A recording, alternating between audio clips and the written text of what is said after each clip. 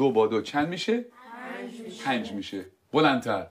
2 با 2 چند میشه؟ 5 میشه. 2 با 2 چند میشه؟ 5 میشه. چیه پسر؟ آقا اجازه مگه 2 با 2 4 نمیشه؟ من دارم به تو میگم 2 با 2 5 میشه. پس چه سوال نیست. فهمیدی؟ آقا فقط فکر کردیم که فکر نکن. نمیخواد فکر کنی. 2 با 2 5 میشه. حالا بشین حرف نزن.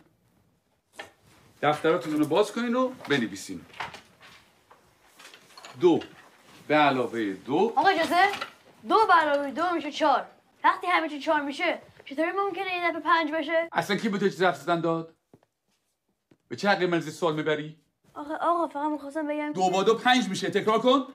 ولی آقا روی تخته تکرار کن. 2 به علاوه 2 رو به تخته. 4.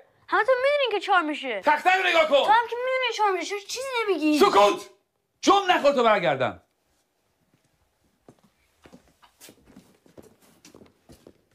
این دانش آموز فکر کنه از همه بهتر میدونه. خیلی روش زیاده. بگو ببینم پسر 2 با 2 چند میشه؟ آقا اجازه 4 میشه آقا. شنیدی؟ باورتون میشه؟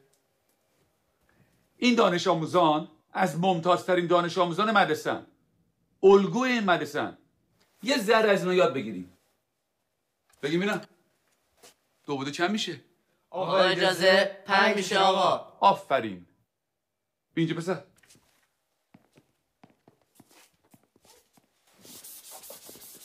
حالا حاصل جمع چند میشه؟ جواب صحیح رو بنویس.